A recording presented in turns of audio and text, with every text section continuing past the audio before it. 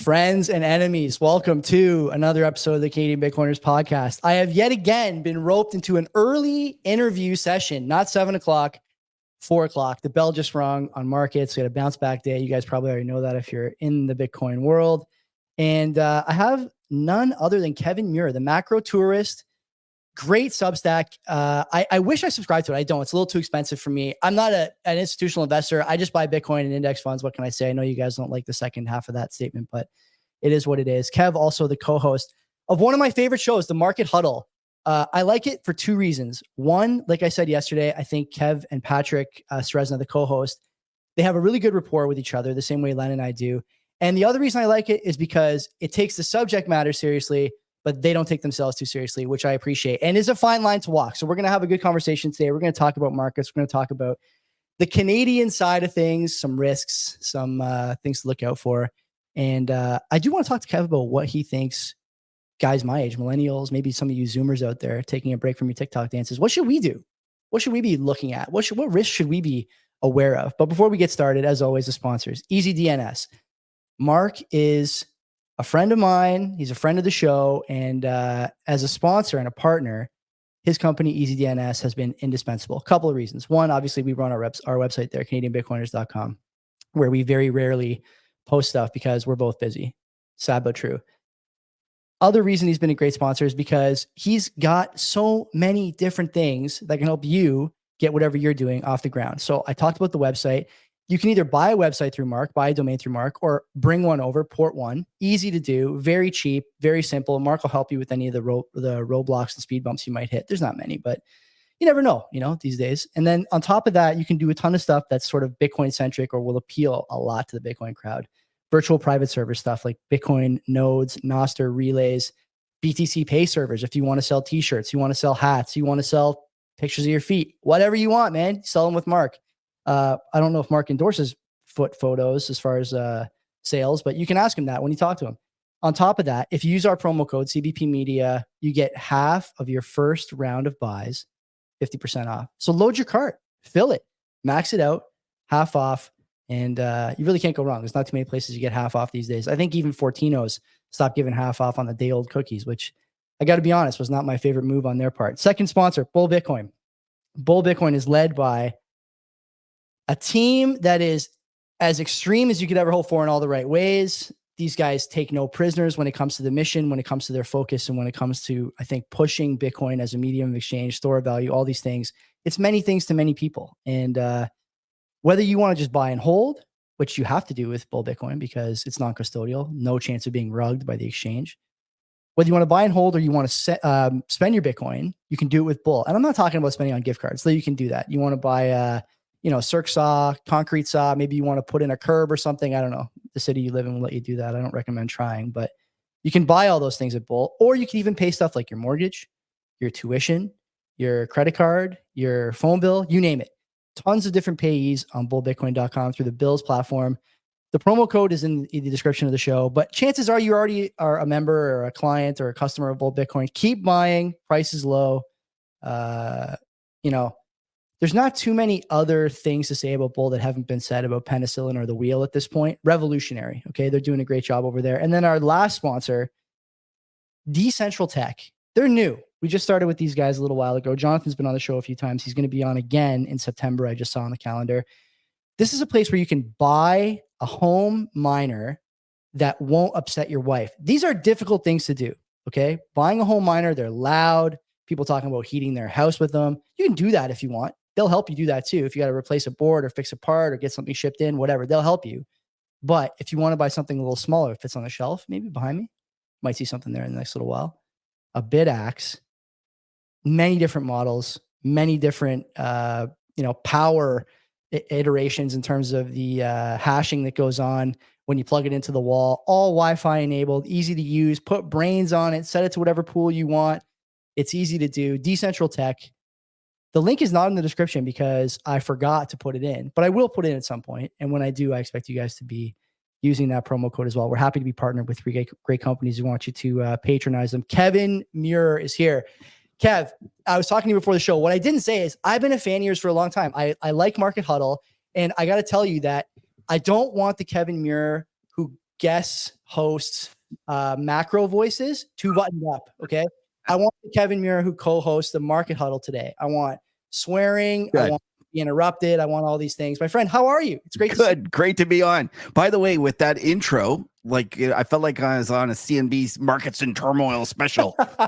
Well done. Hey, thanks, buddy. You know, I've been working on that for some time.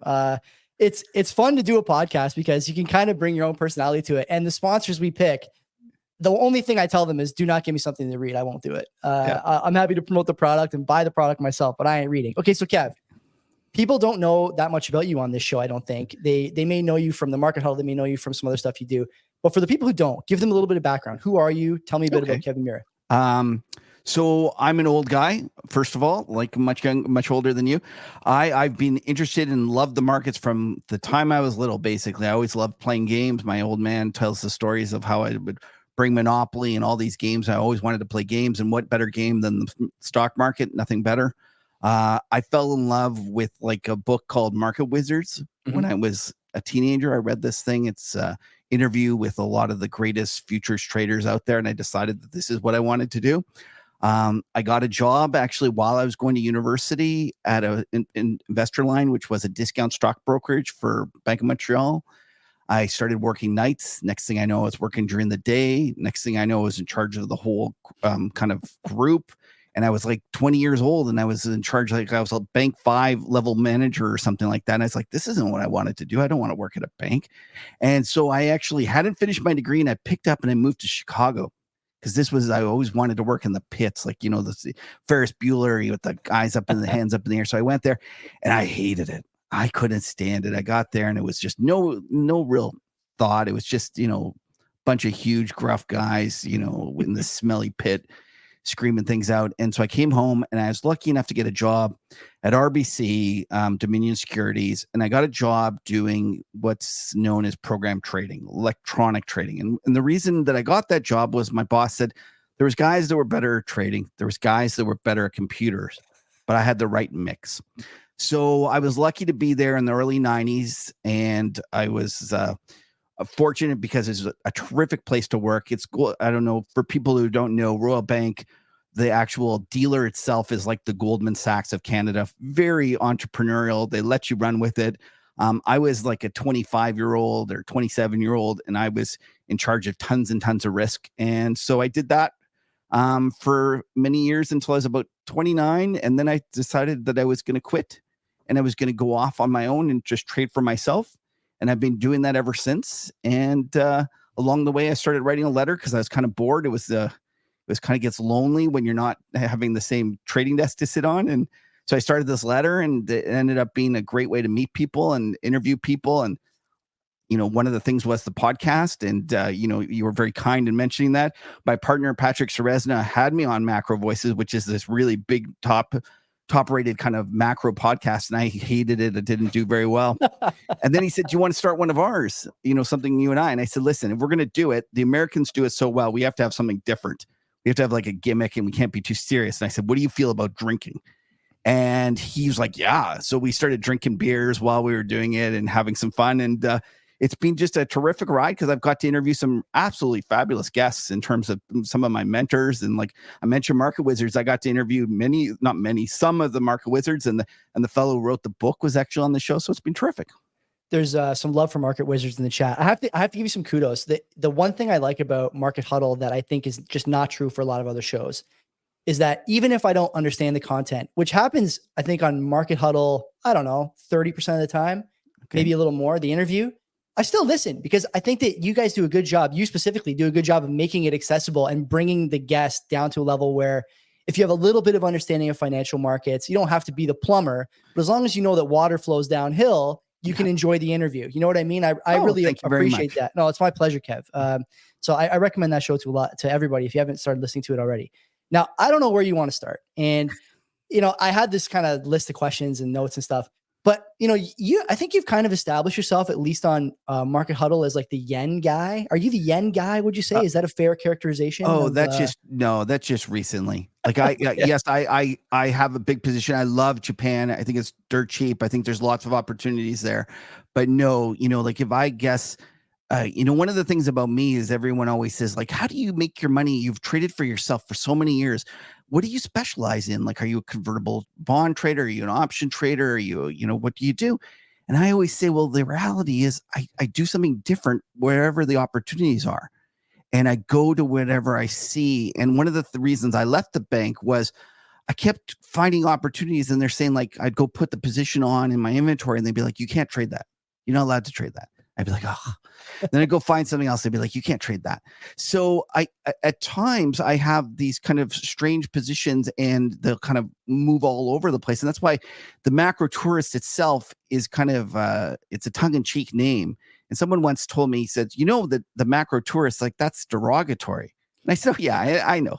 Like I'm making fun of myself. Like I like it's not. It's a macro tourist is somebody who wanders into a square, doesn't know anything, makes a mess, and then leaves.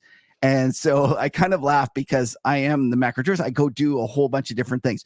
So yes, over the last year or two, I've been doing a lot in Japan, but many years I do different stuff. Like I'll give one of the examples. I think it was in 2011 or whenever oil went down the first time, not the second time during COVID, but there was a time when it went down, and oil went down, and I got bullish oil, and I started thinking about, okay, how am I going to play this? And I went out and tried to look at buying futures. And the trouble about the futures were they were anticipating that the market would rebound. So like if the spot was $20, like, a year out was 25 or 30. So you'd have to, it'd have to rise that much for you to make money. So I said, oh, that's kind of like too much built in there. Maybe I should look at the equities. So I went and looked at the equities, and the trouble about the equities was the companies had lost so much money.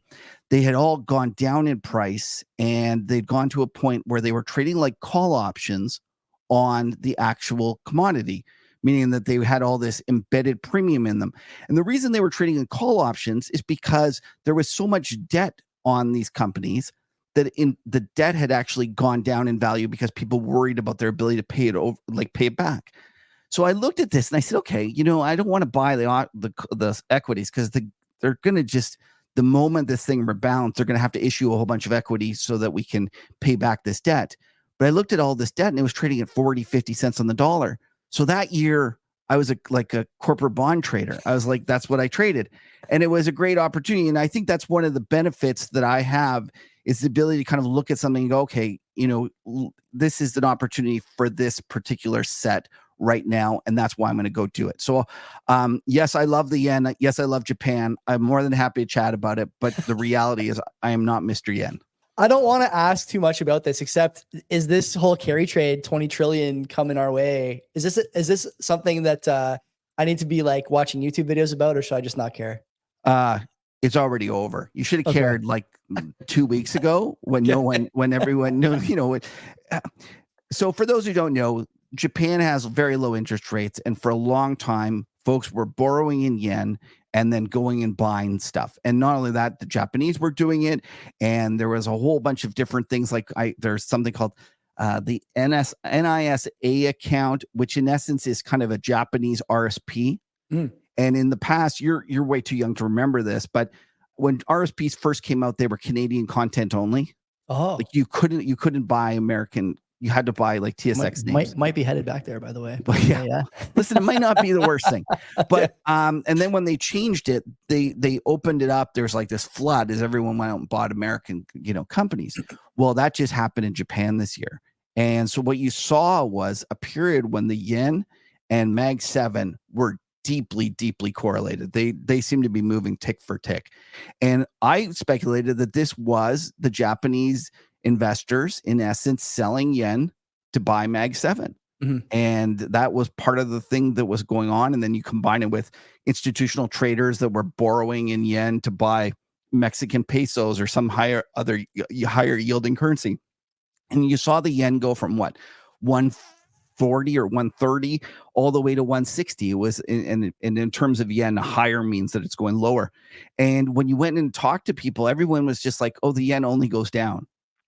That's literally people told me that. I was like, the yen only goes down. Even my co-host Patrick was giving me a hard time. He's like, you're just like an idiot. You're sitting here buying it. And I said, the reality is if you go look at what's called purchasing power parity, which is like you look at the fundamental value of the currency.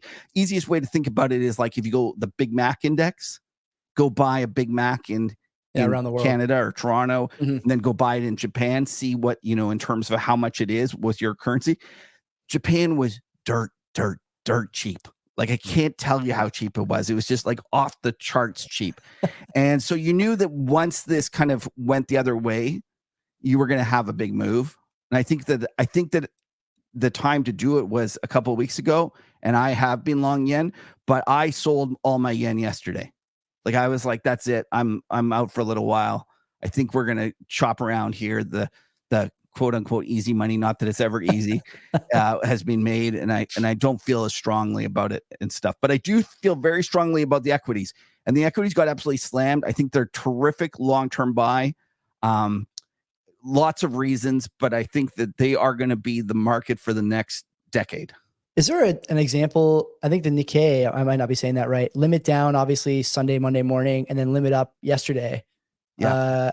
You ever seen that before? Like, that can't be. Oh yeah. So I remember trading Japan when they had their tsunami. Yeah. And I remember I was long, and I came in, and then there's this tsunami.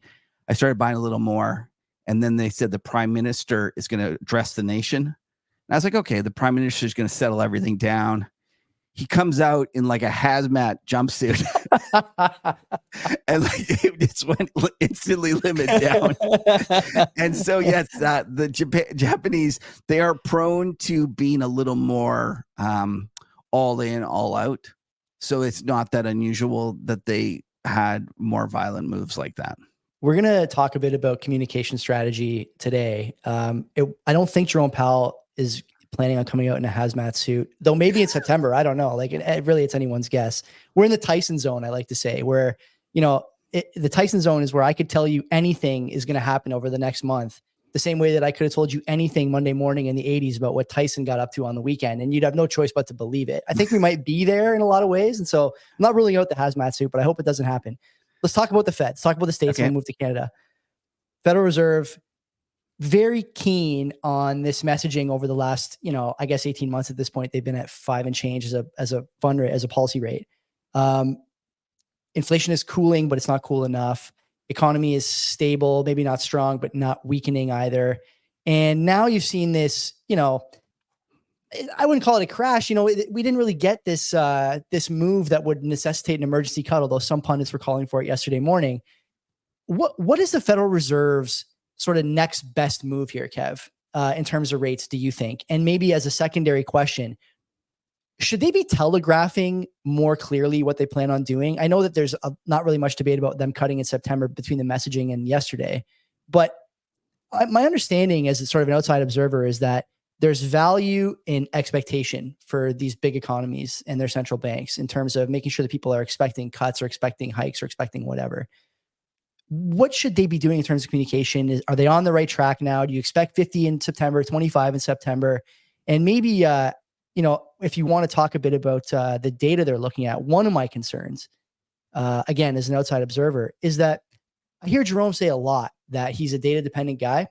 And yet it seems like almost every quarter, the Department of Downward Revisions over there changes the data that he seems to be depending on when he goes to the podium. Am I missing something there? What's going on over there, man? So you're correct that they definitely want to communicate. That question about whether communicating and pre-committing the Fed to a policy is good or bad is actually one that many kind of economists debate. There's a lot of debate about it. And just to kind of remind you, back before Greenspan, they used to go and they used to just change the rate and that'd be it. And not only that, when I first started in the 90s, I remember you didn't even get an announcement. You had to figure out that they changed the rates by going and looking at their open market operations in the T-bill market. So that was it. They just went out and they were just, okay, they changed it. Most economists, I'll give you the kind of the argument that they'll tell you is that they believe that by the Fed communicating clearly what they're going to do in terms of ahead of time, and not only that, what their reaction function. You'll hear them when you listen to them. They'll talk about the reaction function. Teaching the market about the reaction function helps the economy. Now, I'm not so sure I agree. And interestingly enough, when Poloz was the Bank of Canada governor, he was one of the few governors, central bank governors, that actually surprised the market. Meaning that if you go look at history for the Federal Reserve, every meeting, when you look at what the market is priced in, it'll be at like 95%, meaning that the market has already priced this in, right, and they go and they do it. Poloz left it at 50-50 and then, or even 40-60, and then surprised everyone and went the way they didn't think he would go. And his argument was that, you need to have some uncertainty in there. By creating too much certainty, you encourage people to take excess risk. And to that point of view, I happen to agree more with Poloz than I do with the new age economists. But listen, they'll tell you very definitely, they can prove to you that it is beneficial. I disagree. But all you have to do is look at what happened in the post-COVID world when the Fed got out there and said, we expect interest rates to be low for a considerable point of time. And then people like all the regional banks, Silicon Valley Bank, went out and bought bonds and levered up their balance sheet because they had taken what the Federal Reserve had said, which was really just an opinion as opposed to a promise, to heart. And then they ended up getting crushed. So I think you'd be actually better off communicating less and letting there be risk out the curve. Like right now, the curve is inverted, meaning that as you go out in terms of tenor, longer bonds are trading with a yield that is lower than the front month. That's because the market is expecting the economy to roll over. But it also could be a function of this communication policy and their change of how they're doing things, and the fact that people understand that there isn't that sort of risk anymore because the Fed's kind of guided you. Now, in terms of the revisions, there's no doubt recently there's been a lot of revisions downward. One of the things that you should always remember is that when you're looking at an economy, the revisions actually give a good clue about whether the economy is strong or weak. And all you have to do is look back during 2021 or 2022. There's lots of revisions higher after the fact. So that's one of the clues that people look at. I happen to believe that the economy is actually much weaker than the Fed believes. I think that they're late and that they should have been cutting before. But at the same time, it's going to appear a little paradoxical what I said. I don't think it matters as much as people think it does. Everyone's all up in all up in arms because he didn't cut this time. The reality was he's not going to cut. And then even more importantly, you asked me a question and you asked me kind of what I thought they should do. And that's irrelevant. Like, we shouldn't care what we would do. We should care what they're going to do. So I spend a lot of time just getting frustrated with traders or strategists that start talking about what should be done, best policy. Like, are you an economist or are you a trader? Because if you're a trader, it doesn't matter what you think should be done. Like, you could say, I think interest rate should be 2%. Who cares? All that matters is what will be done. So I say, don't worry about what should be done. Worry about what will be done. So on that basis, here's what I believe will be done when it comes to the Federal Reserve policy. A lot of people are talking about 50, 75 emergency cuts. That is not going to happen. Like Jeremy Siegel, very well regarded professor, was on CNBC talking about an emergency 75 cut. It's embarrassing. Like, that is embarrassing. He should be embarrassed. He should go home and think about what he has done. Like, he really should. At that point, the NASDAQ was still up on the year and he was all freaked out about this. Anyway, so back to what I think the Fed will do. This Fed is very consensus driven. It is not one to do anything too dramatic. You might say he did 50s and 75s on the way up. There was a lot of inflation. He was slow to get there. He's going to be slow on the way down. I suspect that he won't even do 50s. People are talking about him cutting at 50. I suspect what he's going to do is he's going to put the economy or the monetary policy on a path of 25 basis points a meeting, just like Greenspan did on the way up in the post-dot-com bubble world. In 2002, he started raising 25 basis points each and every meeting. And I think he went on for 2 years like that. Every meeting was just 25 basis points, 25 basis points. I think that Powell is going to go do the same in reverse. So he's going to start you off. He's going to say, we're going to do 25, and then we're going to look. And as long as the numbers keep coming in weaker, he's going to do 25 and then look, 25 and then look. So then the question becomes, is he going too slow for what the market expects? And does the market freak out and actually have a kind of a crisis that pushes him to do more? Because ultimately, I think that will be the only thing that could push him to do more is problems in the financial markets. Lot to digest there. Do you think that the expectation that leads to additional risk being in the system is actually just driven by the expectation that governments, regardless of stripe, will stimulate and give you bailouts and do all this other stuff from the fiscal side, and is not necessarily tied to monetary policy guidance and expectations anymore? Okay, that's a good question. Because that's something we think about in Bitcoin a lot, right? Like the printer go burr, Yeah. I'll sit in whatever Mag 7 equities, whatever high beta Bitcoin related stocks and Bitcoin itself, knowing that at some point the pain will be too great. The election is coming, and that the natural slant of that government and every other modern government is to fire up the burr machine. It seems to be the case now. It's the expectation of the people. And at some point that's going to rule the day, I think. What do you think? Okay. So unfortunately, to answer that question, we're going to have to talk about fiscal and monetary policy. Sure. And there's a big difference.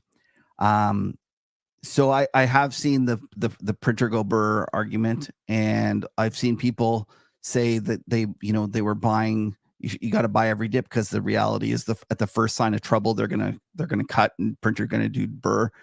I can tell you that's not going to be the first sign of trouble. Okay. It's going to be some real pain before they do it. All you have to do is go back and think to 2018. Bernanke came in there. He started raising rates. He raised rates until we had that Christmas massacre where the stock market went no bid. And then sure enough, he did go and reverse policy. So I'm not disagreeing that ultimately that is the way it is headed, and that ultimately that is the decision governments will make. I will not disagree, but I will push back to this belief that means you can lever it up as much as you want, because I think people underestimate the amount of pain it causes them to go and to stimulate. Now, in terms of this different kinds of stimulation, that sounds bad. There's fiscal and there's monetary. And I happen to believe that fiscal is so much more powerful than monetary. And so when I hear people say they're going to print their way out of it, and they're all mad at Jay Powell, I don't think Jay Powell is as important as everyone thinks he is. I actually think that the reason the economy and that we made inflation was because of fiscal policy as opposed to monetary policy. And it's much different. And let me just explain to you why I believe this. So if you think about QE is quantitative easing, and it basically means the monetary authorities expand their balance sheet by a certain amount, a certain quantity. Mm-hmm. So they go and they say, we're going to buy $10 billion of whatever. Okay. And it's usually, it was originally T-bills. It eventually became bonds. And even in the COVID crisis, it morphed into corporate bonds. In Japan, they've gone as far as buying equities. Yep. So it's the central bank expanding their balance sheet by buying an asset.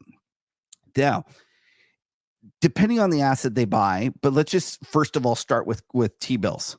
If they go and they start buying all sorts of T-bills and they push money into the system, the idea used to be that you would go and the economy would, all of a sudden the banks would have all this cash on their balance sheet and they would lend it out. And that was really the idea. And so when they first did quantitative easing in the post-Great Financial Crisis world, there was some very serious economists who wrote an open op-ed to Bernanke saying that he was going to cause a collapse in the dollar, a runaway inflation, because he was doing all this QE. And the reality is we had one of the most, crappy, shitty recoveries in history. even though we had this extraordinary amount of quantitative easing. And the reason is, if you're Jamie Dimon running JP Morgan and the Federal Reserve comes and buys $100 billion of bonds off of you, because they're the ones selling it to them, you all of a sudden have $100 billion on your sheets. You don't go and say, well, you know what? I'm going to give Kevin a loan. I'm going to give Joey a loan. I'm going to go give all these guys a loan. The reality is that they were never constrained by the amount of money on their sheets. JP Morgan could always go make those loans whenever they wanted to.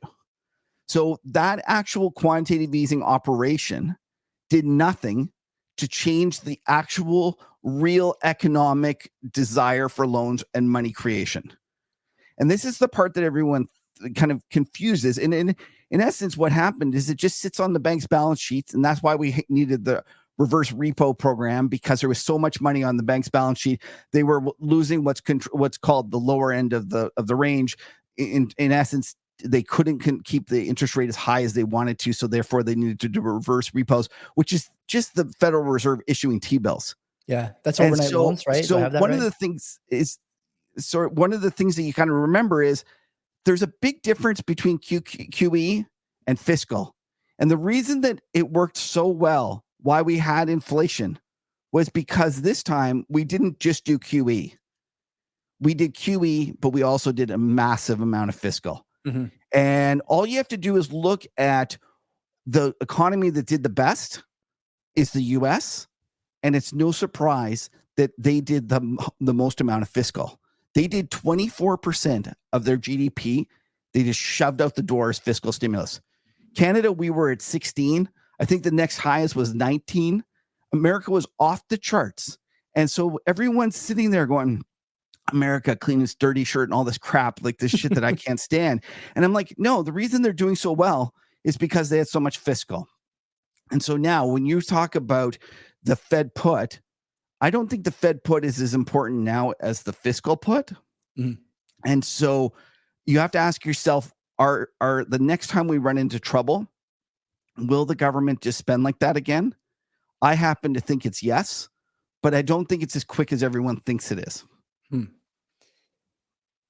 I don't know what real pain looks like anymore. And I think that there's a number of people who were maybe coming of age during the GFC, myself included. I was 21, I think in 08, 09. Yeah, 21, 22. You know, I don't know what that looks like. I wasn't handling my own finances. I didn't own a home with a variable rate mortgage, any of these things, right? That really do tell you, you know, is the stove too hot for you to put your hand on it in terms of whether or not you're levering up and trying to buy equities or Bitcoin or whatever else. And so I wonder if what you consider to be real pain is actually below the threshold that will trigger a response. There's no good answer for that. So I really don't know. You're saying that because we've become so immune, like so intolerant of pain, it's going to be so faster than I'm expecting? Yeah. Could be. I would say, though, there's a lot of old guys still running governments, unfortunately. You got that right. You got that right. Let's move to north of the border here. Okay. Our home and native land, all our sons command, or whatever the lyrics are this week. I've heard you talk about Tiff Macklem in terms that I would characterize as less than glowing, probably pretty soft, actually. I think he's one of the worst central bankers. Yeah, okay. Yeah, that's what you like to not say. Not for what people think. Like, you know, the reality is, I think he's been too tight. Yeah. Okay. And I know, like, that's kind of against what everyone's saying. Ultimately, here's what I think happened. America went and did the greatest amount of fiscal stimulus. Everyone underestimated how efficient that was going to be, not efficient, how powerful that would be in terms of running their economy hot. We did some, so our economy ran hot as well. But you have to remember there's two different ways that you can go and create money. One is that the private sector borrows it into existence. Meaning, Joe, you go borrow from Royal Bank to buy a house. That's actually a loan being created. That's the money side supply being increased, right? And so generally in the past, because we've had no fiscal stimulus and everything has been monetary. Like if you think about since the Great Volcker in 1982, every single time that we ran into trouble, what did governments do? They lowered interest rates to try to get the private sector to borrow more. Yeah. right? And so in essence, what we did was we created this environment where every time they had to put rates to a lower level to induce new people to borrow. And so we made more and more debt in terms of in the private sector's hands, especially in America. It hit this point where it was absolutely crazy. GFC comes, they go to zero. Nobody wants to borrow. That's called a balance sheet recession. Okay. Then they do all this crazy quantitative easing stuff that still doesn't really work. Okay. So that's the one way you can create money. The other way is for government to spend it into existence. And that is in essence fiscal spend, like deficits, and right. And so US did way more than we did as Canadians. They did more. But not only that, their private sector, their consumer sector, they have this thing called the 30-year mortgage, right? So everyone that could refinanced their houses at like some stupid level, 1-2%. And what in essence occurred is that they had no consumer when Powell started raising rates, it had less effect than it did in the past because everyone that was, previously that affected the ability to people buy houses, they'd all locked it in, right? So we didn't have that. Ours is like, most people do 5 if they do 5 at all. Yeah. We don't have the ability to lock it in. So we were more exposed to interest rates. Number 2 is after the GFC, the US was at like 110% of consumer debt to GDP. They paid it back. That's another reason their economy was so bad in the post GFC world. They reduced it. They went from 110 down to 75 or something like that. We did the opposite.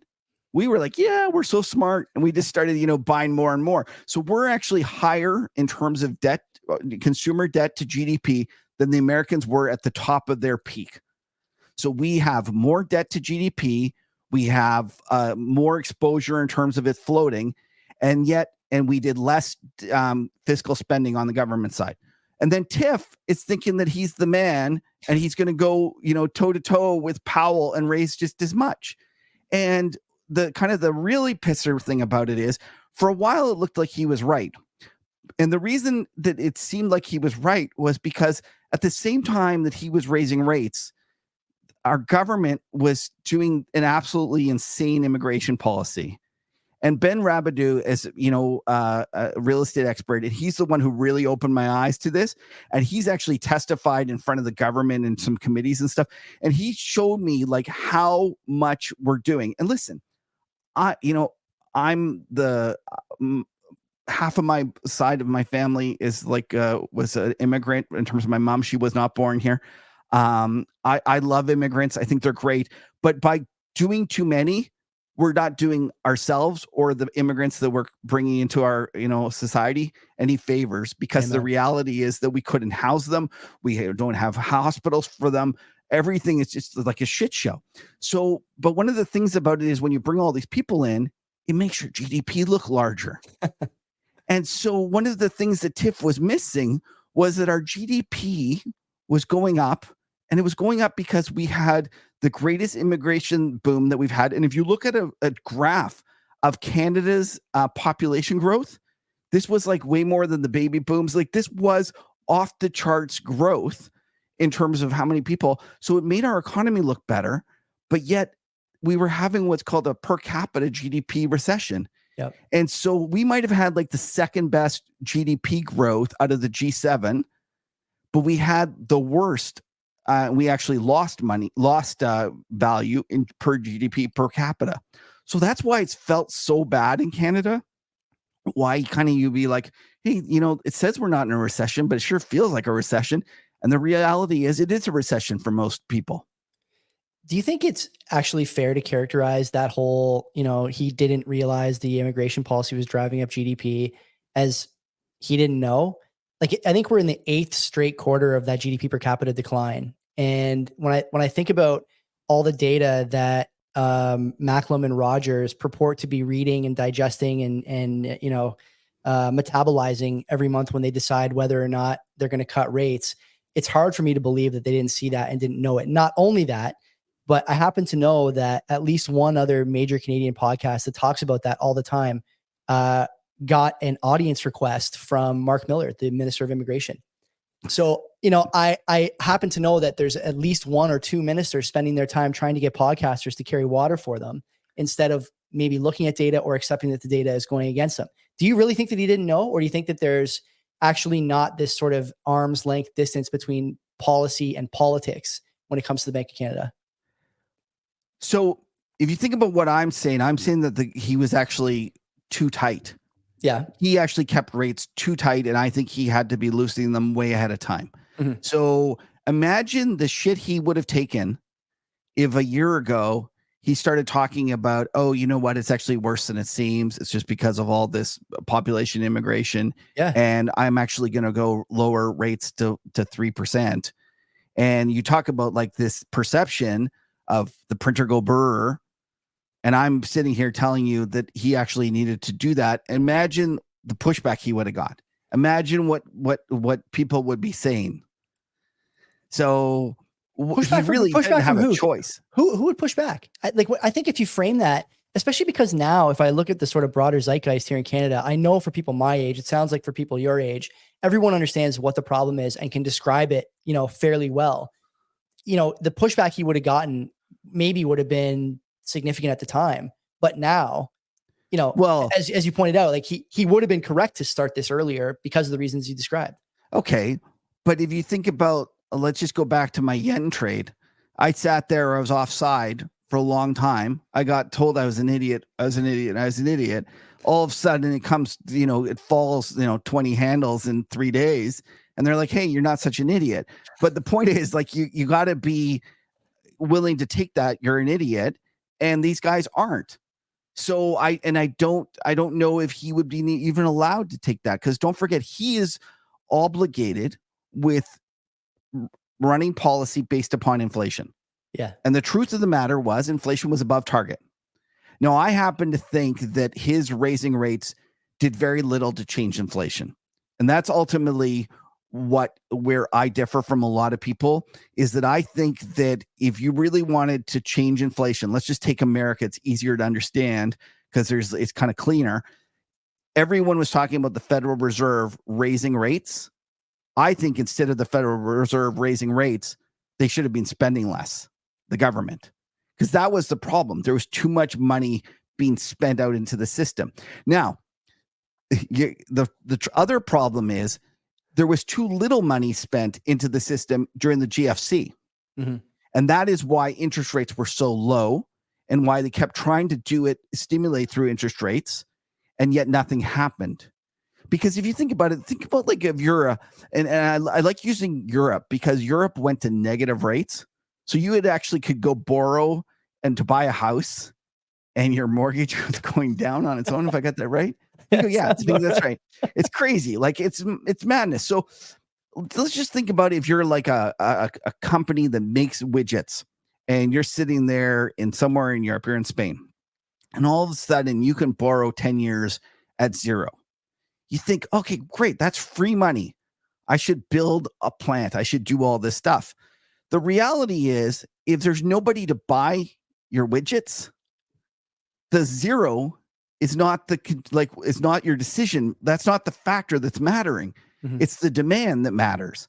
And when you look at it, you'll actually see that when you go talk to CFOs that are making those decisions, the cost of funds is not as important as everyone thinks. And this is the thing that pisses me off, is that everyone thinks, oh, I can just lower rates and change behavior. No, it's actually you can't. And ultimately, the government spending money into existence when it needs to be spent is actually more important. And that is the problem with the GFC.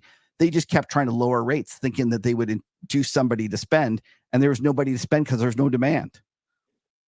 I can't believe you called Tiff Macklem's testicular fortitude into question just there. That is hard for me to believe, That is really something, Kev. But listen, he seems like a decent enough guy. I don't want to be too harsh on him, but I really, truly believe that if he was more forward-looking, he would have got out ahead of it. And I think he was too scared, because at the time, inflation was going fast. And not only that, America was especially going fast. And it seemed like you had to, we can't decouple as much as we think we can.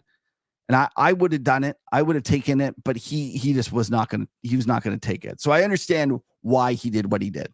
Do you think it's a reasonable characterization to put something like, ballooning public sector employment under the same umbrella as government spending for crises? I look at the sort of these charts, damn near hockey sticks, honestly, since the beginning of COVID in terms of I don't know, federal public service is a good one, but there's others as well. Some municipal public services, provincial employees, basically people who are being paid by the public coffer, has ripped to the upside in a time where the economy has been, by some characters in some people's opinion, broadly weakening or weak. Is it a fair sort of description to say that that's also fiscal, Sure. support? Is it? Yeah. It's one and the same. But the problem I have is that I hate absolutists. I hate people that say this is absolutely bad, absolutely good. And the reality is that almost everything, there's a middle ground that kind of is where the truth lies. So let's just think about what happened after World War II. All these GIs come back to the US. There's no jobs for them. So what does Eisenhower do? He says, okay, well, we got to put these people to work. We're going to make the greatest interstate highway system in the world. Mm-hmm. And he went and did that. And he spent money on that. And federally employed workers exploded. But yet that was a good thing. That ended up being some of the part of the reason the US outperformed for the next 20, 30 years was because they had invested in that. So one of my worries is that when you go and you focus on just getting deficits down, you're missing whether it's an investment or it's just money wasted. So think about your company here, the Bitcoiner, Canadian Bitcoiners podcast. You guys get some money from all your sponsors, your numerous sponsors, CNBC, and everyone's knocking on the door, and you have all this money, and you could decide to have a party, and you can go and you can blow it all in an evening with free booze and have a great time, or you can invest in some new equipment. You can buy, you can get another staff that helps you out doing stuff and making the podcast better. And this is one of my issues, is that too often people just either they say deficits are bad, deficits are good. They don't differentiate. Although I do lean kind of more on the deficits aren't as bad as everyone thinks. The Paul Krugman, who argued you could literally pay someone to dig a ditch and then fill it in. That's wasted. And that's a problem. But at the same time, all I have to do is go look at the Ontario government. They had this mad desire to show that we're getting the budgets in control. And it was I can't remember which government it was, but it was one of the governments. They had promised that they'd get the budgets in control. So what did they do? They sold the 407 highway. And so for those who don't know, this is a highway that runs north of Toronto. It's probably, I think, one of the most expensive highways in the world. Do you know what it costs to take it at length, Kev? It's like $70, I think, during rush hour now. Yeah. To take it one way. And in the private sector guys are saying, thank you very much. You sold this for a heart, for a song. And it was a case of the government being so focused on trying to balance stuff and get their deficits down that they gave this away. So money spent on infrastructure or making our society better is a good thing. Money wasted, and I'll be the first to say that I think America was crazy for mailing everyone checks. I have a guy who sat beside me. He has he's my age. He's he's a little older than me, and he's got some kids that are he's an American, and he had some kids, and they were just getting mailed checks for $2,000. We wondered why GameStop was ripping. These guys were literally just getting no, honestly. And it wasn't even just one check. It was 3 checks. Yeah. And so that money, listen, did some people need it during COVID? 100%.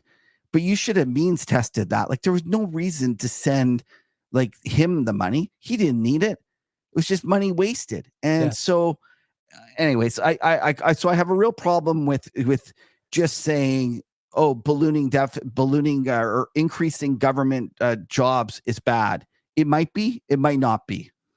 How concerned should we be as Canadians with a weakening dollar? I've heard you call for, CAD USD all-time lows, in the next year. I don't know exactly the time frame you've mentioned on the huddle, but as a younger Canadian, one of my concerns is that we don't produce anything here. Everything is imported. Increasingly, we don't even produce energy here, which is alarming for a number of other reasons besides the currency thing. But, one of the things I think about is if the currency is weak, everything's going to start costing me a lot more money because we seem to be unwilling to produce it here, And as you mentioned there, the government spending we're doing doesn't seem to be productive government spending in the most technical sense. Not necessarily people not doing hard work. I'm not saying that, but things that you need to run a modern economy are not being made in Canada, let's say. Is that a fair fear for someone my age and even someone your age, I guess, especially if you're on fixed income? You really need the dollar to maintain some equilibrium between strength and weakness if we're going to continue to be net importers of basically everything that drives quality of life. Where do you come down on that? So you're correct. So but I'm gonna push back a little bit on this. Like, we don't do anything right. Okay. If you actually go look at, for example, tech, there's a lot of things that we're doing much better. Like, the Mayor Tory was a great champion of getting tech into Toronto. And if you look at the greatest expansion of tech employees in North America, I think we were number 2 behind Silicon Valley. We beat out like Texas. We beat out New York City. We've had a huge amount of people. For example, we went and did this thing with the H-1B visas in terms of America had this thing where you were trying to, if you were there on an H-1B visa, which is like some sort of visa that they get like people with certain skills in, and you wanted to, you could just come to Canada and work and we would just take you. And like, that was like a genius move because the reality is these people are super productive. We could use these people. So it's not like we're not doing anything right. Like, they're like, yes, a lot of the things you highlighted are correct. But as a true Canadian, we just kind of like, you've highlighted all the things that we're bad at, like, and I get it. I understand, but I just want to kind of say there's some things we do well. There is, and there's a lot of things we could do better. Now, in terms of my call about the Canadian dollar, if you said to me, where do I think Canada, the Canadian dollar will be 20 years from now? I think it's going to be higher and we're going to do better than America. So you need to be careful in terms of my trading opinion versus my long-term allocation of capital and whether I'd be worried about it. Like, if I was allocating capital that I could not touch for 20 years, I think I would probably be more likely to leave a higher proportion in Canada than the US. Wow. Okay. Yeah, I don't think it's as bad as everyone thinks. And I think that the US is an expensive economy that or at least market, and that everything is priced for perfection. And the reality is everyone's overweight there. And it's going to be difficult over a long, long period for the US to continue to outperform. Now, having said that, going back to my thing about Tiff Macklin being the wrong, disaster, he's going to be forced to do this. And the reality is a recession is probably inevitable. And it's probably going to be worse than everyone thinks. And we should have never let our housing get to this point. It's been a disaster. We have so much debt. And one of the things is that the easiest way to solve your problem when you have a problem with an asset that's going down is to just kind of inflate your way out. And that's in essence what you're going to do. The Canadian dollar will be the outlet for the housing correction. So ultimately, I'm probably not as bearish as some people are about Canadian housing, because I suspect what'll happen is they'll just skate themselves on side by letting the dollar go. Kev, you've imparted so much wisdom here in the last 50 or so minutes. No one gives a shit about any of it on this show. I want to talk about Bitcoin. Great. Here we go. You guys call it. We got like 5 minutes left. You guys call it on the Market Huddle the asset that shall not be named. I love that. I got to say. Okay. I think that's great. I think that's more your listeners telling you not to call it Bitcoin, not to talk about Bitcoin, than it is you guys. You can tell me if I'm wrong. Now, Kev, you are, in your words, I got to find the email you sent me. I don't have it up. I think you call yourself a coin skeptic. Yeah. Bitcoin skeptic. Let's hear it. Lay it out for me, man. Okay. So the reason we call it the asset that shall not be named is because I think we said something bad about it once, and the friggin' hate mail that we got was just like out the roof. So we were like, oh, this is obviously not smart. Now, you got to realize I am a trader, and I might have positions that move around, and to me, none of this is personal. Like, I don't care. One of the things is I sat on an institutional trading desk. I saw people that I was trading against. I realized I need someone on the other side of my trade. Otherwise, you can't trade. So the first thing I just want everyone to understand is if everyone believed that Bitcoin was the be all and end all and they all owned it, it would be over. The trade would be over.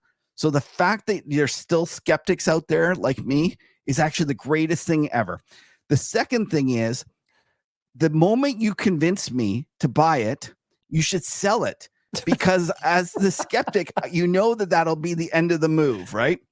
Now, let me tell you about Bitcoin, and I'm going to just show you how stupid I am. And just so that when I tell you why I don't like Bitcoin, you're like, oh no, that guy's an idiot. And you understand why. So I actually got told, so I ran my own little shop, me and another guy, and then we hired this computer programmer out of school, really smart guy. And he's sitting there and he comes up to me, goes, there's this thing called Bitcoin. And he starts telling me about it. And I look at him and I say, like, what's the price? And he says $5.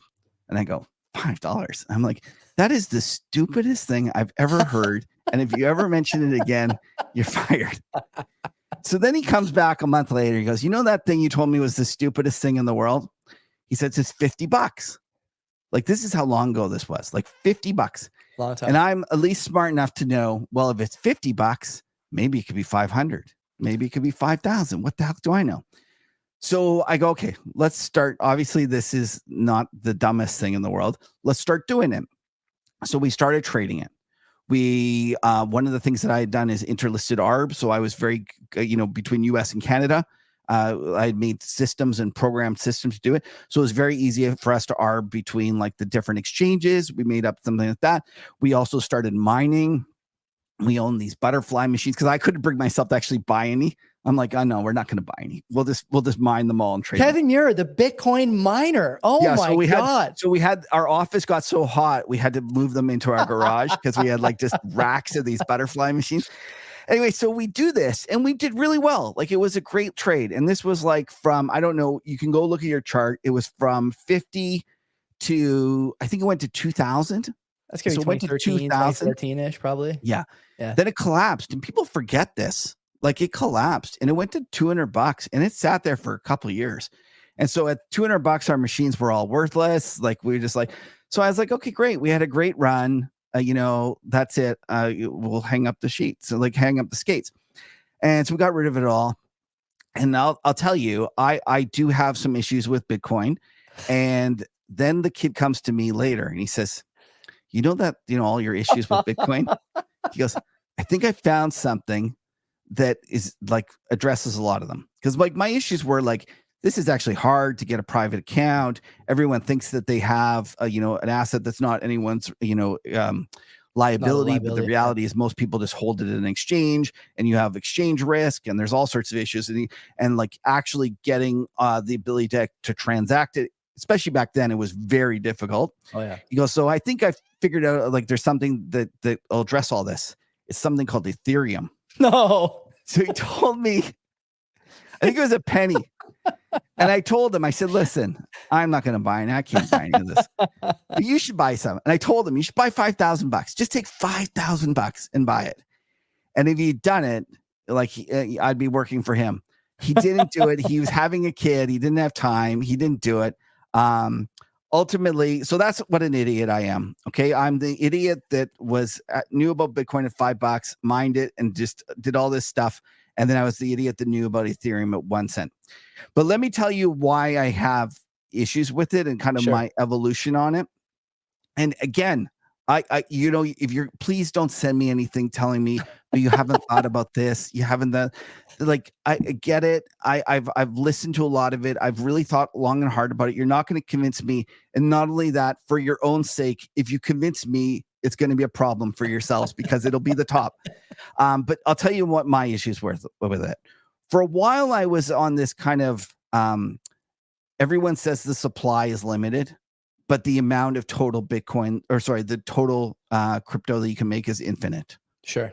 So I was kind of like, it's infinite. This thing you can just create as much as you want in terms of making a new coin and stuff like that. I didn't appreciate at the time Michael Saylor's argument that no, you need the one and the only, the Bitcoin and the network effect. So I think it's kind of funny because if you remember back 5 years ago, maybe even longer, there was a whole bunch of very prestigious kind of finance dudes saying, I don't like Bitcoin, but I think the technology is interesting. The best. Those guys are the best. And there's the biggest douchebags around because they basically didn't want to be long it, but wanted to show they were into the technology. Okay. And Michael Saylor's like, screw that. Like, it's basically the reason it exists is because of the network effect. So I think Saylor is in that way a complete and utter genius. He understood that. He understood that this was kind of the one and the only. And if you actually had the other ones doing well, it would actually be negative for Bitcoin. Yes. Right? Like, I think it would be negative for crypto in general because it would increase the supply. So I probably misunderstood that. And Saylor's he's quite a piece of work, but I got to give him credit for it. I think he understood that better than most people did because a lot of people had other assets. Like, there's like, pick your favorite finance guy that was buying tattooing shit on their arm. Yeah. Novogratz. Yeah. Like, there's just, anyways, crazy stuff. Okay. So ultimately, this is what it comes down to for me in terms of why I have issues with it. Because people say, you own gold. If you own gold, why can't you own Bitcoin? Isn't Bitcoin just the young person's gold? And I'm going to tell you why I think it's not. And again, please do not send me anything. no one email I know. I am giving you my opinion. You should just be happy I don't own any of your thing because it means it's going to still go up. Everyone says it's crypto. Bitcoin is nobody's liability. And this is ultimately what I think is the issue with it, is that it is someone's liability. Yeah. And who that someone is the network. And this is ultimately what I'm worried about, is that people that own crypto or Bitcoin in general have an asset, first of all, that is a legitimate competition to the government, right? Like I hear, like, it could be money. I freely admit that. Yeah, I freely admit that. It's in competition with the government. First of all, I'm always nervous being long something that is not in the government's best interest for it to do well. Okay. And just so you know, by the way, I'm going to tell you one quick story. Do you have a hard break? Do we have to go? No. Okay. It's your time, Kev. I do it for the guests, but if you want to keep going, I'm good. So I'm going to give you one quick story about, like, when I used to talk about something, like I actually got lucky and I timed a negative crypto piece that I wrote properly. Like I on the last time it went up here, it went from 60 back down to 30 or something, or there's a move. The FTX, and I was quite negative, and that was kind of a trading call, and I got it right. And so I was on Twitter, and somehow it got out that this is happening, and the mob came after me, right? and I was kind of like, when they come after me, I'm like, oh, you know what? Like, you think I'm stupid about this trade? You haven't heard the half of it. I'm the idiot that, passed up on Ethereum at 1 cent. Like, I have no desire to argue with anyone about it. Like, zero. If you want to listen to my opinion, listen to my opinion. But if you want to, like, argue about it, I have zero desire. So most people, when they hear that, they realize there's no sense arguing with me. But there was a couple that just kept coming after me. And I was like, what's going on? Like, this Twitter account just won't, like, every day. It's like they get up and they're doing this and doing it. And eventually I kind of look, and it's like Susie from Oklahoma and like Dave from Nebraska. And I go look, and I go through their accounts, and I go looking through all their tweets, looking at what they're doing and stuff like that. And I go back and I go back and I go back till I find when they started it. And there's a couple of Russian tweets. And I'm like, these aren't Dave from this isn't mid-America, guys. These are Russian bots. Okay. Right. So the first thing I'll say is that Russia, China, part of the reason that they aggressively marketed it is because they realize it is competition to the US dollar. I think that's a fair criticism. Yeah. So it is. So just be aware you are owning something that might or might not be something the government eventually won't like. Yep. Okay. And I'm not saying, like, listen, Trump gets in there and he's convinced the all in tech bros to get it all in it. It might be the greatest thing in the world, but there is a potential that the government says, hey, wait, we are the issuer of money. And by taking that away from us, it's actually a threat to us and we're going to outlaw it. And before you say you can't do that, just remember that in the 1930s, they outlawed gold. That's right. Door to door if they had to, right? Yeah. Right. So now, just be aware of that. Now, the real reason that what I worry about is that you say, well, it's nobody's liability. Like, I own this. You can't take this away from me. And I'm like, do you really think that the internet is that, like, who do you think controls the internet? This is it's an interesting point. It's an interesting point. Like the reality is that the internet goes on 7 big there's like 7 big routers or something like that controls the whole internet. And have you ever thought about, like, you know, when you think about what happens if China invades Taiwan, which I don't think is going to happen. Like, just so I'm saying this correctly, I am not a big China's going to invade Taiwan guy, but there's lots of people who say it will. And then all of a sudden we go to war with China. And they go, and do you think that the internet is going to continue to go between the two of us? It's not going to look the way it does now, for sure. I'll give you that. Well, I think they're going to just shut it off, then it's going to fork. Yeah. And so you're going to have half of your assets. Like, do I own this or do I not own this? And then the reality is that the government goes and controls the internet. Okay, I hear you. So that's ultimately my point. Is, like, if you own gold. And you own it, and I get it. If you buy gold on an ETF, you don't really own gold. It's not the same as owning it, like, you know, in your person. But gold is truly something that if you own it physically, it is nobody's liability. Zero. Yeah, agreed. You don't need anybody else. I agree with that. I'm Italian, Kev. Like, I love gold. It's in my DNA. You know, there's 2 things I can't avoid: a nice gold chain and putting a shovel in a wheelbarrow of cement. Right? I can't avoid these things. And so no matter how much I like Bitcoin, I'm always going to be a fan of those things. The thing I would say about the internet argument, I hear this a lot, and I think it's a fair. Don't get me wrong; it is a fair criticism. Some of my colleagues in Bitcoin, I think my co-host would even be in this camp, would say that. Doesn't matter if you shut down the internet in some places, the network will keep running. Maybe not. I don't know. I don't have a strong feeling about that. Much like you, I think there's you know, the potential that happens if things really go sideways. My base case for Bitcoin has always been the same. That if the worst thing, like if the only way Bitcoin stops is the last signpost before I'm killing my neighbors for food, then I'm okay with that. Like, I think that's a decent investing thesis. If it takes that much to shut it down, I'm good. The thing that gives me pause and has always given me pause about Bitcoin is this bit about the threat to the state. The Leviathan does not take kindly to someone chipping away at its foundations, right? No matter how much I think the foundation is built on sand, and I do, they're still not going to like me out there with a pickaxe, no matter what the size of the pickaxe is. And 10 years ago at $1, $5, it was just a couple of guys, you know, Shawshank Redemption with the ice cream spoon digging into the wall. Now there's a guy with a fucking front loader at the gates. Yep. And, like, I worry that at some point someone is going to take a time away from the vodka and the women inside and go, hey, buddy, there's a guy at the gate here. And I don't think he's going to stop until he gets in. I think we're close to that now. And the only thing that I think is working in our favor in terms of whether it's successful or not successful is, God, I'm going to earn some ire from my peers here. The Coinbases of the world, the ETFs, in my opinion, although these things are decent ways to buy Bitcoin for newbies, ultimately they are going to become arms of the state if they haven't already. Oh, 100%. Right. And so if you lose this idea of the peer-to-peer element of Bitcoin in favor of ETFs or transferring on Coinbase's Excel sheet, you lost already. Yeah. I think that is the most legitimate criticism of Bitcoin. The network itself, I don't know how much you know about, like, things like network fees, for example, but I know.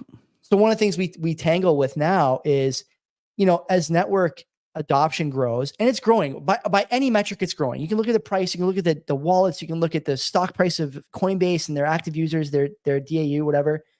It's growing. The problem is that layer 1, the peer-to-peer portion of that network that everyone knows, loves, and really I think is at the core of the value prop can't scale. And right now there's a competition between developers on Bitcoin, these guys who have put their heart and soul into the network, the protocol, and the asset, trying to build out something that works for everybody with very limited resources so they don't have to use Coinbase and the ETFs, while Coinbase and the ETFs have the backing of the government. And that to me is very much an uphill battle that I don't know who's going to win. And to me, that's the thing that really freaks me out a little bit. I completely agree. You know, when you go give your money and sitting at Coinbase, you don't really own Bitcoin. You own Coinbase's promise that you own Bitcoin. Yeah.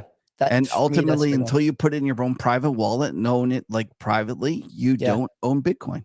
That's right. And then my problem is, even then, you're still expecting the network to continue to work. Yeah, there's a lot of ifs, and I think the ifs, they dissipate every day in some respects, but the other respects they don't. I think a lot of people view the idea that the state will decide to go door to door to confiscate Bitcoin unlikely. I think it's unlikely too, but the chilling effect of getting a couple of big names to bend the knee is enough to really do damage to the likelihood that someone will ask you for Bitcoin, accept your Bitcoin, or pay you in Bitcoin or whatever. That's a problem too. And, you know, I'm a big disciple of the sovereign individual thesis, you know, this book that was written, I don't know, 20, 30 years ago now at this point. If you think about all the things that are happening now, we use the Canadian example, you know, in the recent budget, a few months ago at this point, but, you know, I don't know if you saw the rules around crypto reporting changed from having to report only your sales of Bitcoin for capital gains. Expected. They're treating it as a currency, fine. Now there's a proposal that you also have to report your buys. And I'll tell you, Kev, I can't think of a reason why anyone would want to know what I bought unless they planned on getting it from me sometime down the line. Or taxing you. Whatever. And to me, that's a scary thing too. And, you know, you kind of see this other places, the EU talking about like asset disclosure forms and all this. Slowly but surely, you're heading this direction. And my fear is that the cooperation between governments seems to be non-existent until they really need to limit capital movement. And then they figure it out. They all put the same jersey on and they're like the fucking 92 dream team. You know what I mean? And when that happens, you know, for me and you and for everyone else, it's going to be difficult to weasel out of if it does go that direction. Yeah, you saw Michael Saylor, though, say that you just lose your wallet. You lose the passcode. Yeah, good luck with that. Basically, the guy at the door with a gun is not going to care if you went boating on the weekend, you know? Listen, and by the way, listen, I think that your ability to trade Bitcoin supersedes everything else, and I am not trying to suggest by any means that we should be outlawing it. 100%. This is what's going to happen. I believe free markets for free people. If you want to buy Bitcoin, knock yourself out. I have zero need. And I'm just explaining why it's not for me. And ultimately I'm a trader and I don't get hung up. Nothing's a religion. Everything has a price. Like I hate the gold bugs that tell me, you know, there's no price that they'd sell their gold. Well, that's ridiculous. Like that doesn't mean anything. Like for me, there's a price for everything. Like at a certain price, everything is either a buy or a sell. Yes. And ultimately it's just I look at this slight chance of an out of the blue thing occurring on Bitcoin is making me scared of it. But having said that, like, you know, I get it. Trading it is great. It's like, it's getting adopted. There's lots of positives. I think that this network effect is, in terms of what Michael Saylor understood and took advantage of, is great. And knock yourself out if you want to trade it. Like I have no problems with it. Like my son trades the shit out of it. Like he's just, you know, I have no problems with it. So like, I don't want everyone to think, oh, he's like advocating the government come and take it away, or he's worried about this. I'm just saying, just not for me. Yeah. I know. I appreciate that. And it's, you know, you make some fair points. Those are better criticisms than I've heard on this show before. We had Mike Green and Doomberg on, I think last year, back to back. And, you know, I think what were their complaints? Doomberg was that Tether is propping up the price of Bitcoin, which, you know, may or may not be true. I doubt it now. Tether's, I think, the 9th largest holder, including nation states, of US T-bills at this point, which is crazy. And Mike's case for it was that it's not an inflation hedge. And I don't know. I don't really view it as an inflation hedge myself. But anyway, story for another time. Yeah.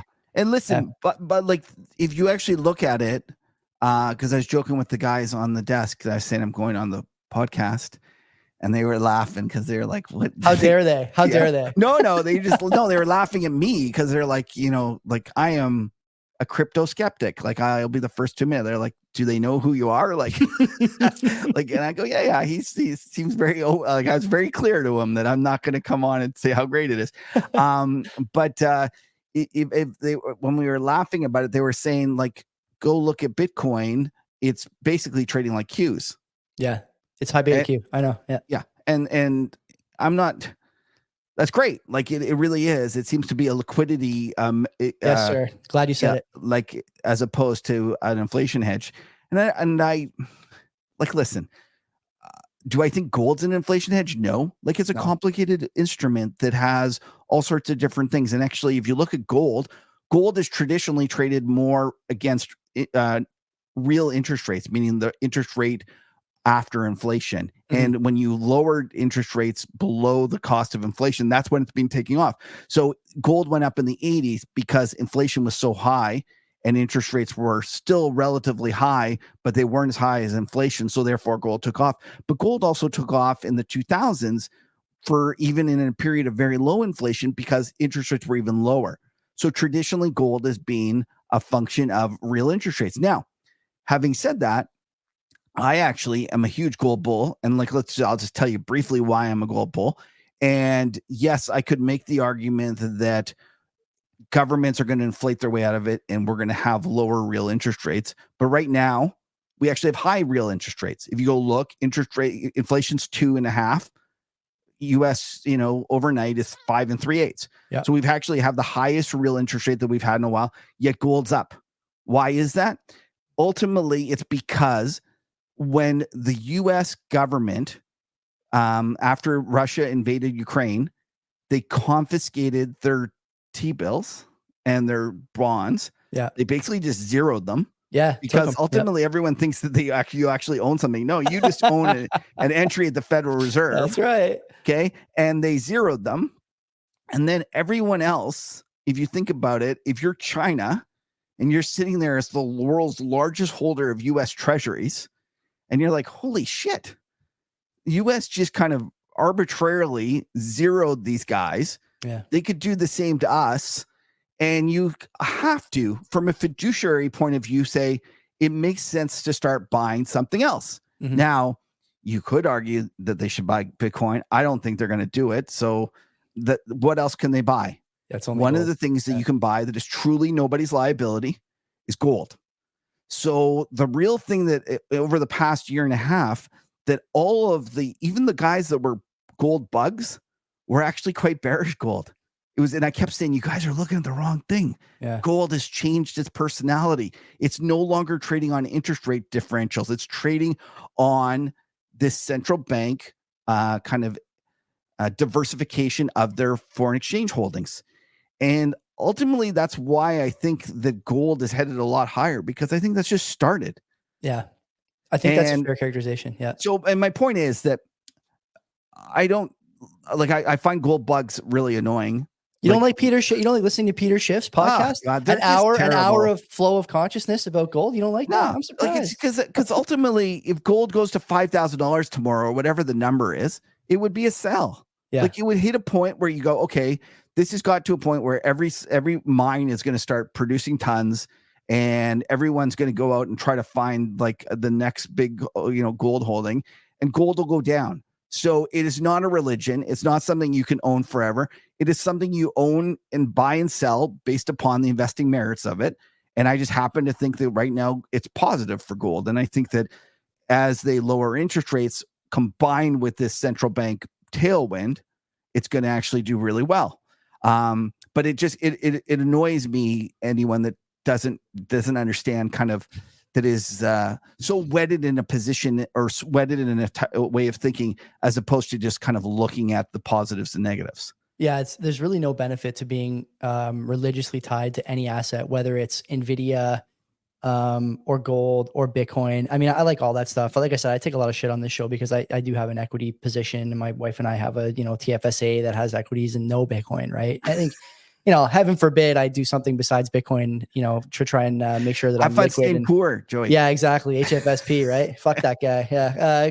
Good luck out there. By the way, he's got a great, I have to give him credit. That little video he made or someone made of Michael Saylor. Oh, there is no second best. Yeah. That one? No, maybe it is. No, there's one with like a EDM dance beat. Oh. It's catchy. Like, it's well done. No gold guys doing that. I got to give you guys credit. Like, it's by far and away, it's awesome that way. We know that the mimetic warfare is the key to success here, Kev. Okay, yep. we understand that. You've been outstanding. I want to thank you for going a little long. My pleasure. It's fun to talk to guests who, one of the benefits of doing a podcast is you get to talk to a lot of people who are experts in their silo. And I like talking to Bitcoiners, of course, but talking to a guy like you who's got experience in markets, understands some of the things that we're concerned about, even though we're not necessarily 100% aligned on the fix in terms of what we hold. It's good to have these discussions and let people know, especially in Bitcoin, where we are siloed, that other people are out there thinking the same way we are. They're just not wearing the orange jersey, maybe not wearing it yet. Now, I have one more question for you. Sure. That I haven't asked in a long time. I used to ask this question when we were first starting out. Great marketing tool, okay? You should use this on Market Huddle when people inevitably are tired of talking to you and when you're doing interviews. At the end of the show, instead of asking what your favorite book is, nicest thing someone did for you, those are good questions. But this question is how you get other guests. Do you think that you could beat Patrick Serezna in a 40-yard foot race if you guys were in the parking lot together right now? I don't know. That's a good question. I know if it was a drinking contest, he would definitely win. I would stand a better chance if I could get him after the drinking, because he definitely has a problem. I don't know if you've seen the guy, but he's a complete lush. Like, he just drinks. He likes to drink. He likes to drink. Yeah. Yeah. No, he's a recreational alcoholic is what I call him. So I don't know. We'll have to get him on. We'll have to do it. Yeah. Well, actually, one of the guys at the desk, our Blue Jays, the back catcher. The chubby guy. There's this chubby guy. I don't watch enough baseball anymore. So I don't really watch it either, but the guys watch it. And there's some back catcher. This is really chubby guy. And when he goes and he hits it and he has to run to first base, it looks like it's hilarious. Like it like he's like, he's going, and this one guy's like, that guy's so slow. I bet you I could beat him. And the guy's he's like older than me. He's like late 50s. And I'm like, dude, like, there's no way in hell, like, as fat as that guy's back catcher looks, he's a professional athlete. You're not going to crush. And so we want to have this kind of, like, we want to time him. We haven't got it out, but maybe we could get Patrick there at the same time. We got to do it. it. Kevin Muir, tell people where they can find your stuff. Macro Tourist, the floor is all yours. They can go to themacrotourist.com, or you can go follow me on Twitter at Kevin Muir. Outstanding. Thanks everybody for listening, watching, and take care of yourselves. Thanks for having me on, Joey.